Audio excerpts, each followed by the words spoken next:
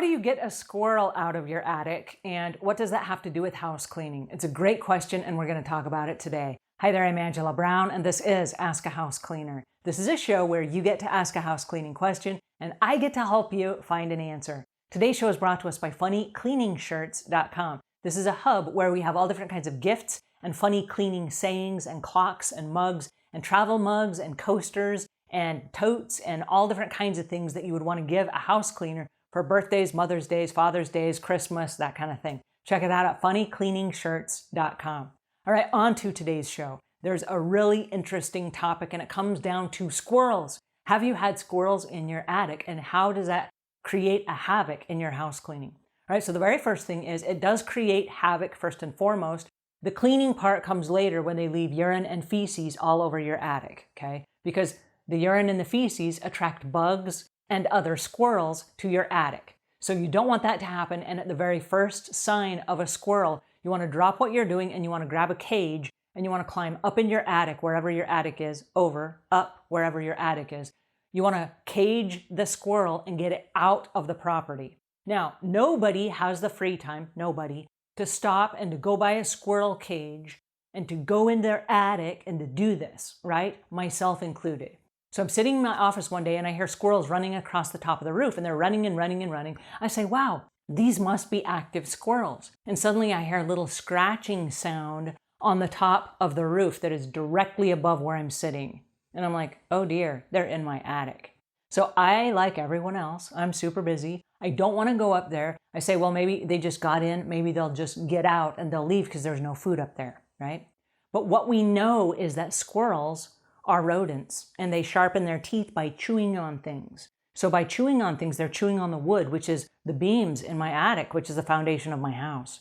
And they also chew on electrical wiring. If they chew through that electrical wiring, I could have a short in my house, and then how are we going to know where the short came from? We're going to have to renovate and go through all of the electrical wiring to find where it's been chewed apart and at what places. And if they're living in my attic, it could be a multiplicity of places. So this is not cool. So I do some research on the internet and I find what's called a Squirrelinator. And I go to the store, and they're not cheap. They're about $50. I'll leave links in the show notes so you can see what I'm talking about. I would rather spend $50 and catch the squirrels and get them out of the house than pay somebody hundreds or thousands of dollars to come go through all the electrical wiring in my house. Not only that, but the walls in a house are made of wood 2x4s, right? And so there's a hollow space where the drywall is on both sides of the 2x4s. So once a squirrel chews through that, they can get into the walls of your home and do all kinds of damage. So I'm not talking about just $50, which is a lot of money, but $50 is cheaper than all this other repair and all this other damage. Now, by the time I got up there, I heard 2 or 3, like I can hear something over here, I can hear something over here. It sounded to me like a squirrel probably had a baby inside my attic, which is kind of scary to me because that's what happens. They get pregnant, they want a nest, they want a quiet place, they climb inside people's attics, then they have their babies, and instead of one squirrel in your attic, you have many. So by the time I go up to the attic, there were 3 squirrels in my attic that I could see with my eyes. They're little squirrels running around. I was horrified. Okay, so what I did is I got the squirrel cage and I put it on a cardboard box. And on the cardboard box, you want to trap them and lure them in. And so what you have to do is you have to give them peanut butter. And I did a whole bunch of research on the internet that all different kinds of things that they will eat, but they love peanut butter. Don't ask me why, but okay, peanut butter. But before going up in the attic, there are a couple things I wanted to do. I wanted to make sure I had the proper protective equipment and that they did not smell a human scent. Because a human scent lets them know there are humans around. They're not going to come eat your peanut butter.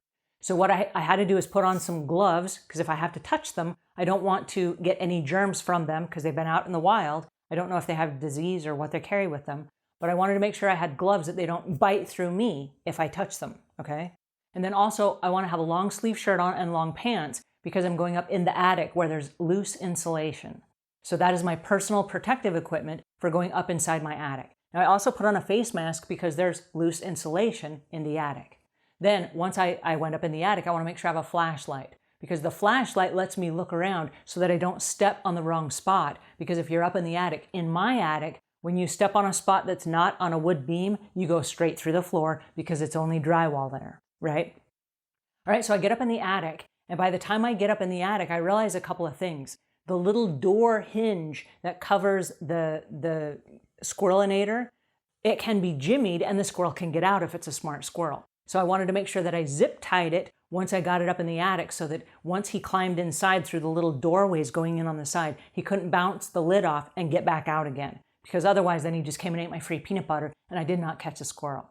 All right, so it was up in the attic for less than 24 hours when the squirrels figured out smartly how to climb inside those doors, and the doors just pop up and the squirrel can run in and get the peanut butter, and then the door is closed and he can't get back out again, so now he's trapped. It doesn't kill the squirrel, it just traps them.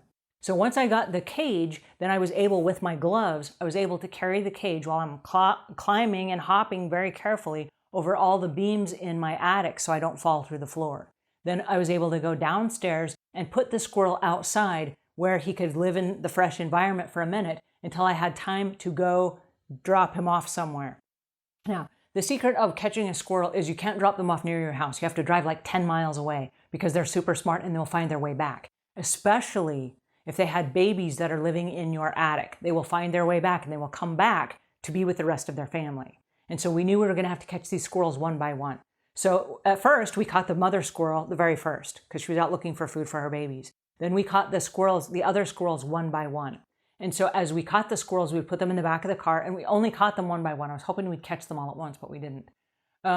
We would put them in the back of the car. We would drive them to a very safe distance. And my husband, bless his heart, he still wanted the family of squirrels to be together. And so he went to the same place 10 miles away each time to drop the squirrels off so that they could find their family out in the great outdoors.